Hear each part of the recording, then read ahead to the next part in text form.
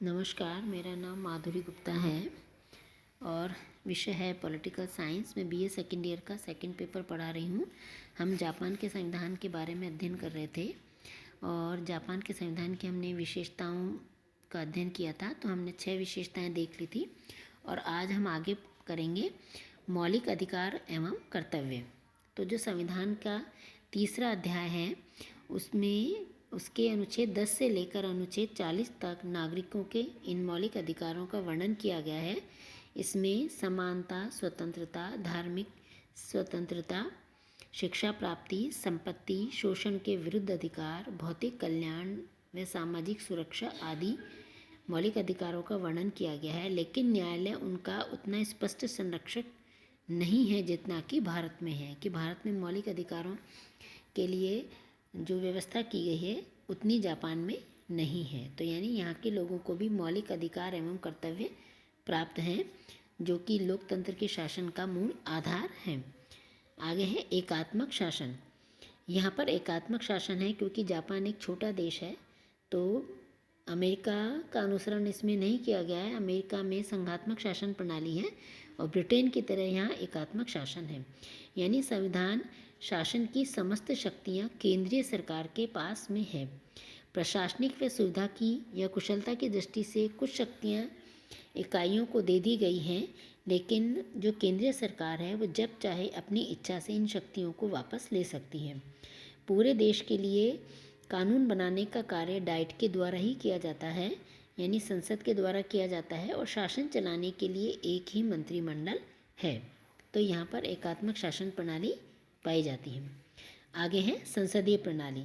जैसे कि ब्रिटेन में है, भारत में संसदीय शासन प्रणाली है, उसी तरह से जापान में भी संसदीय शासन प्रणाली को अपनाया गया है। और संसदीय शासन प्रणाली की मुख्य विशेषता होती है 2 प्रकार की कार्यपालिका। एक नाम मात्र की, जिसे राजा कहा जाता है, जो कि नाम मात्र का होता है, और दूसरा होता है संवैधानिक प्रधान या वास्तविक शक्ति मंत्रिमंडल के पास में होती है। कार्यपालिका व व्यवस्थापिका में सामंजस्य होता है। शक्ति पृथक्करण न होकर यहाँ पे शक्ति का एकीकरण पाया जाता है, क्योंकि कार्यपालिका व्यवस्थापिका में से ली जाती है। कार्यपालिका व्यवस्थापिका के अधीन होती है तथा उसके विश्वास पर्यंत तक ही वह अपने पद पर बनी रह सकती है। प्रधानमंत्री का चुनाव डाइट के द्वारा किया जाता है, व अन्य मंत्रियों का चुनाव प्रधानमंत्री करता है। तो जैसे भारत की संसदीय प्रणाली में होता है, उसी तरह से जापान की संसदीय प्रणाली भी है। आगे है 10वां युद्ध का परित्याग। वर्तमान संविधान ने जापान की युद्ध करने की जो सर्वोच्च अधिकार है उससे वंचित कर दिया है, क्योंकि इससे पहले जो सेकेंड वर्ल्ड वॉर का प्रमुख कारण जापान का जो सर्वसत्तावादी या साम्राज्यवादी दृष्टिकोण था, उसके कारण युद्ध हुआ। कितने ही देशों को, कितने ही लोगों को हानि उठानी पड़ी। इसीलिए जो संविधान जब निर्माण किया गया तो उसमें युद्ध करने के जो अधिकार था उससे उसे वंचित कर दिया गया। यह किसी भी अन्य देश के संविधान में नहीं है। और संविधान में कहा गया है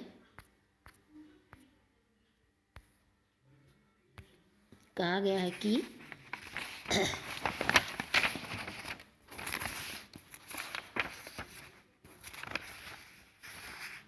संविधान के अनुसार कि भविष्य में जापान कभी भी युद्ध नहीं करेगा या आक्रामक दृष्टिकोण नहीं रखेगा और अंतर्राष्ट्रीय शांति के लिए वह कार्य करेगा। आगे है स्वतंत्र न्यायपालिका। संविधान द्वारा एक स्वतंत्र न्यायपालिका की स्थापना की गई है। न्यायाधीशों को केवल महाभियोग के द्वारा ही अपने पद से हटाया जा सकता है। उनके कार्यकाल में वेतन में कमी नहीं की जा सकती है और न्यायाधीश केवल संविधान व कानून के अधीन है। यह न्यायिक पुनरावलोकन की भी व्यवस्था है, जैसे कि अमेरिका के संविधान में है। यह न्यायाधीशों की नियुक्ति पर जनसाधारण से अनुमोदन भी प्राप्त किया जाता है। आगे है द्विसदनात्मक व्यवस्थापिका। जैसे कि अन्य देशों के संविधान हैं, उनमें हमने सभी में देखा, चाहे कि ब्रिटेन हो, चाहे स्विट्जरलैंड हो, चाहे अमेरिका हो, चाहे भारत हो, जो केंद्रीय व्यवस्थापिका है उसमें 2 सदन पाए जाते हैं। उसी तरह से डाइट में भी 2 सदन हैं, डाइट राज्य शक्ति का सर्वोच्च अंग है तथा एकमात्र विधि निर्मात्री संस्था है, क्योंकि यहाँ पर एकात्मक शासन व्यवस्था है। इसमें 2 सदन हैं, एक प्रतिनिधि सदन और दूसरा है सभासद सदन से मिलकर यह बनी होती है। प्रतिनिधि सदन में जनता द्वारा प्रत्यक्ष चुने हुए प्रतिनिधि होते हैं और इनकी संख्या 480 है, जो 4 वर्ष के लिए चुने जाते हैं। सभासद सदन में 242 सदस्य हैं, जो 6 वर्ष के लिए निर्वाचित होते हैं। और यहाँ पर भी जो निम्न सदन है अर्थात प्रतिनिधि सदन है, वह अधिक शक्तिशाली है। और अगला है 13वां, स्थानीय स्वशासन। नए संविधान में पर्याप्त मात्रा में विकेंद्रीकरण के सिद्धांत को अपनाया गया है, जो कि हम जानते हैं कि लोकतंत्र का मूल मंत्र है। स्थानीय स्वशासन के स्वरूप और संगठन का पर्याप्त ध्यान रखा गया है और इन संस्थाओं को अपनी संपत्ति का प्रबंध करना हो या अपने मामलों को या प्रशासन को चलाने तथा कानून के अंतर्गत नियम बनाने का अधिकार दिया गया है। यानी स्थानीय स्तर पर संस्थाएं अपनी संपत्ति का स्वयं प्रबंध कर सकती हैं, अपने मामले या अपने प्रशासन, जो उनका आंतरिक प्रशासन है, उसके संबंध में वह कानून व नियम बनाने का अधिकार रखती है। और 14वां है धर्मनिरपेक्ष राज्य।